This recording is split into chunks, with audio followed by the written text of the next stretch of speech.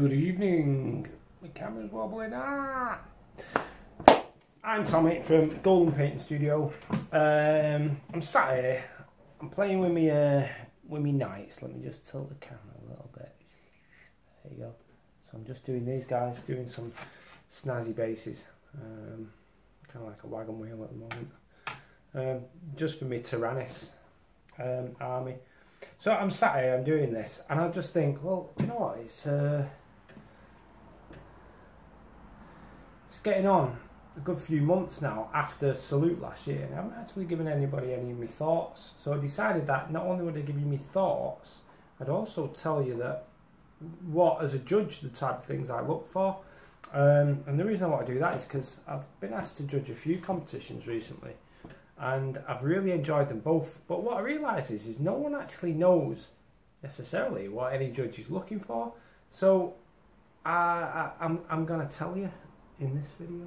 How does that sound?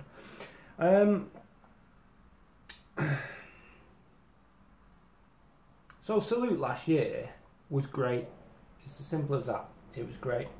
And judging the painting comp was great. I actually did it a little different this year than we did to the year before, and a lot of the pressure was off, and we really got to spend a lot of time, which was really needed, because the categories that I was involved in judging with the team of judges I was involved with, it was really difficult, excuse me, because there was some contenders that were so good, you know, some tough decisions had to be made.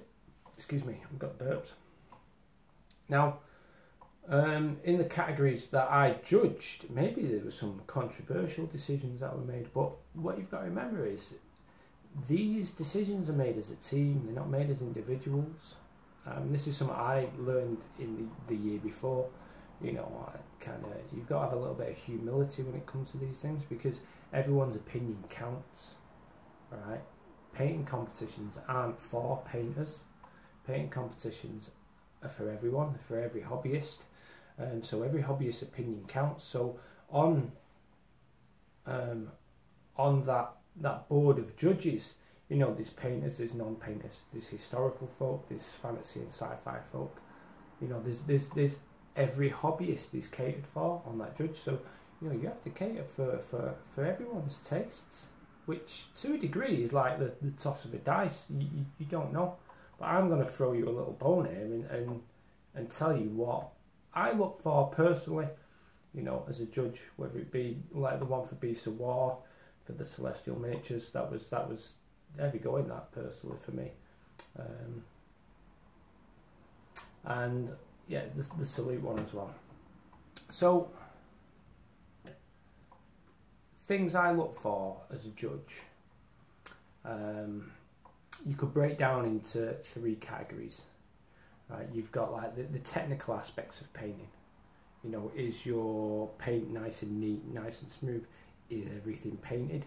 Is everything painted well? You know, so if it's intended to be a nice smooth blend, is it a nice smooth blend? If it's intended to have texture, is that texture convincing?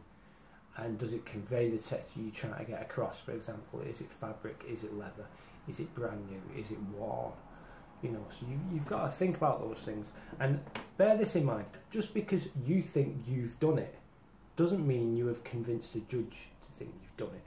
So you need to get a lot of different people's opinions on whether you think you've done it. Okay? You've got to show a bit of skill as well, you know, show a bit of everything. You know, I'm not saying that I have a ticky list that you must do every technique. No, because that's stupid, that's not artistic, and not even necessarily, it might not even fit towards the theme of the model you're doing, but you just have to consider these things. These lights, things are doing me head in. So yeah, show skill, show good colour choices, you know, which doesn't mean, this is one thing that drives me potty, doesn't mean use a colour wheel. It does not mean that. Alright, a colour wheel is a tool that can be used for ill as much as it can be used for good. Okay, so bear that in mind. Use colour theory wisely, don't just use it blindly. Okay, you know, so a good piece of advice from me would, instead of using a colour wheel. Use contrasting ideas. Yeah, that's some real good advice there. The second thing is theme. I'm sure there's more things for all these things. These are just things I can spiel off the top of my head now. The second thing is theme. You know, does it tell a cool story? Does the model tie in with the base? You know, does everything make sense? Okay. And does everything make me ask the right questions? You know, so some of these things, I gave some feedback to some people last year about questions, and I'll go through one. I hope the painter doesn't mind, but in fact I'm probably going to bust a couple of painters' worlds with this thing. So one girl had painted a bust, and in the sleeve had been ripped, and inside the sleeve was painted the same colour as the sleeve itself. Now that, to me, that rip in the sleeve, that hole there, now that creates an opportunity for me. Yeah. Now, the question I asked was, what's this meant to be underneath the sleeve in the hole? Is it meant to be the underlayer of the coat? Is it meant to be? I didn't know what it was, you know, and I just wanted to know, you know, what it could have been. Now she'd have painted like a pattern on it that matched his shirt, and immediately I know it's his shirt. And I ask a question like, oh, well, cool, what made her think of doing that? Or anything. It could have been his arm, or, you know, I want to ask cool questions. So like, say for example, you do a bust, and you do a bust where the eyes are just straightforward. There's nothing in it. But if you do a bust and the eyes are going like this, all of a sudden I'm interested, and I'll ask a different question. The question will be, what's he looking at? I want to know what he's looking at. Does that make sense? Obviously you can't tell me because you're a camera and I'm sat here talking to an image of myself, talking to myself. But do you see what I mean? Ask me, make me ask the right questions. Don't make me go, why the freaking hell has he done that? Ask me, go, all right, I want to know what that guy is doing and why he's there and what he's saying. Ask me, get me to ask deeper into the story in a real interested way. See what I mean? So if you're going to do like non-Mets, make me ask, oh wow, where are those reflections coming from? You know, why is it there? You know, so a good one is like Richard Gray. He did like a sky earth non-metal metallic gold up the side of the thigh on a female Stormcast Eternal. And to me, it looked exactly like a mountain range or a hilly range. You know, and the question I'm asking is wow, why is she fighting in that location? I really want to understand more about the story he's telling around her, you know, outside of this 25mm base. So make me ask the right questions. Don't make me ask the questions about why did you or why didn't you do those things. Make me ask questions about the theme. The last one is this is one you almost, you'd have to really know me pretty well, is the personal things that make me tick. So, you know, so outside the almost, they're not hard and fast, but they're pretty quantifiable, you know, technical aspects of painting and colour choice. Does your model tell a theme? Does it tie in with the base? You know, they're pretty tight. But to make me want to take your model home, you'd have to know me pretty well. Now I'm looking for something like that, something that sets me personally on fire, because I could look at a model and it not really do anything for me personally, but in those last two technical aspects, you know, I can really look into a model and be objective about it and take my own personal taste out of it, you know, and I can go through them things. You know, but a model that really sets me off is going to tick a lot of my boxes, you know. So you have to get to know my painting, you have to get to know me a little bit more as far as my tastes go. And then the other one is show your passion. Again, I had another example, another painter from last year ask me, you know, why he didn't get anywhere, and I brought up his subject to last year. Not last year, sorry. Yeah, it was last year. The year before this year, which is last year. I brought up his walrus model, and that walrus model, he blatantly had fun doing it. Whereas the model he'd done the year after, this year, it felt like he kind of chosen it to try and impress a judge or to try and cover all bases, and that's very clinical, and it shows through in your painting. There's a certain passion, so just choose models that absolutely fire you up, which takes me on to the next thing. don't necessarily choose models. Paint a load of things and enjoy painting, then choose the ones you want to enter in a competition. Generally, I find that people who paint for competitions in that way, the paint jobs are a little bit stifled because they put like a false pressure on themselves. Remember, all these things kind of come through with passion. So, yeah, there's a few tips and hints off the top of my head. If you've got any questions about those things, hit me up in the comments below, and share this with other competition goers. The more questions you guys ask, the more videos I'll make. Try and make interesting questions as well. Don't just, what colours do you use? Because a list of ingredients does not a fantastic dish make. Alright? Stop asking for recipes, paint ingredients just they're not all the story. You need to know more technical aspects of how to use a brush and a palette and how to use them in conjunction with a model, blah blah blah. Better questions to ask. Next thing, why go to a comp? A lot of you might think, I'm not good enough to be a paint comp, and all that apathy. No, go to a comp. Go to a painting comp. Right, so it is a few good reasons to go to a painting comp. One, you'll be around lots of people that are better than you at painting and are really, really, really happy to tell you how to get better. There's reason one. Reason two, you will be around people who are probably worse at painting than you are, and you will probably be really happy to tell them how to get better. Teaching people how to get better helps the teacher get better. Okay? So the guys at the top will get better. The guys in the middle will get better. The guys at the bottom will get better. As everything gets better, more painters will go, wow, look at that, I want to be involved in that. And you promote the entire hobby. Not only that, you also attract more people into it of a higher standard as well. And you help the entire thing grow. And the more those things grow, the more people get better, the more you'll be surrounded by people that are better than you, so you can get more information, and round and round and round it goes.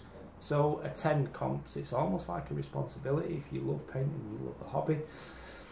So at worst, you will get out of a painting comp, if you go and enter, you will get to be around better painters who want to help you. That is at worst. Okay, so do it. Next, I'll be there. The other judges will be there. You can talk to them. I literally will talk the socks off you about painting. If you get into a conversation with me, I generally won't stop, and I just keep wanting to give, because I want you to succeed. I want everyone to succeed. Which takes me on to the next thing. Those are the reasons to go to a comp, by the way. The next thing is there were some categories at Salute last year that I personally didn't want to award a bronze award. Check that out. So here's an opportunity for all you people that think, oh, I'm not good enough. Actually, maybe you are. Alright, so there's a couple of categories where I didn't think the bronze award was actually good enough for a bronze award. I didn't necessarily say it at the time or push it, because the Salute competition is all about giving those awards. However, there was a clear defined jump in quality between what was bronze and what was silver.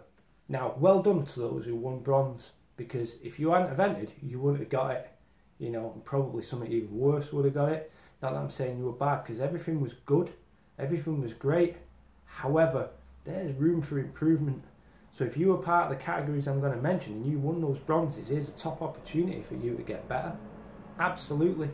Right? Now, if you see as a negative about what I'm saying, then you're going to fail. If you see as a positive and an opportunity to tweak those things, or even look at your own work and think, where can I get better? Where can I improve? Well, you're going to get better and you're going to improve if you fix them things. Okay, now those two categories. You ready? 40k unit. Now, these are ones that I judged. 40k unit. There's an opportunity there for a lot of painters to get some awesome out. The next one, 40k vehicle large monster. That. So, and even at the top of the game, and some of these painters that won awards might be able to tell you, there was things that could have been fixed on even some of the gold winners, in my opinion. You know, I would love to have seen more from Richard Gray's base on his Knight Iron. I'd love to have seen a couple of fixable errors on some models. Orc, Mr. Waddle's Orc, for example, you know, that had been repaired, and to me it was obvious that it had been repaired. And I asked him, you know, and in the end he'd repaired it well, but to me it was obvious, you know. However, it was still better than everything else in this category.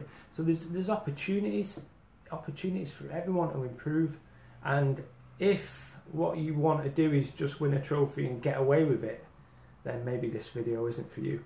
If you want to know what you can do better, where and how, then this is the video where there's opportunity. That's essentially the point of this video. There's so much opportunity. So if you're an existing comp goer, there's probably more to learn. If you went to Salute and you want my opinion, just shout me a private message. I'll happily talk to anyone about anything, about any aspect of Salute, and the decisions made, and the amount of fun it is as well. Just shout me a message, and I'm happy to do it. Anyway, this was a crazy ramble. Go to comps, support comps. Things can only get better. You can only get better. The comp can only get better. Look at yourselves. Learn from those around you. Ask me questions. Comments below. Share this video as well, because again, I make these only to help the painting community out, or anyone else for that matter, if they feel like my videos are just even therapeutic to listen to. I don't know. Yeah, give me a shout, and if I'm judging Salute again next year, if I'm lucky enough to be invited again, then definitely come and pick my brains. I'm going to try and make myself even more available, quite conscientiously, before and after the judging, if I can. That's if I get asked again. That's not up to me. It's an invite thing, and I'm really grateful that these guys invite me. But at the end of the day, I just want their painting competition to win. I want Celestial competition, the Celestial painting competition to win. I want every painting competition to win. If I could go and support Golden Demon, I'd go and do that as a judge. Now, weirdly, I'm not necessarily a painting competition guy. Having said all that, you know, but that's my tastes, you know. But for those that want to improve, and for those that would love to win trophies, then get yourselves down there. All them points that I said count. I'm rambling, and don't forget to like, share, subscribe, all that razzmatazz. Over and out.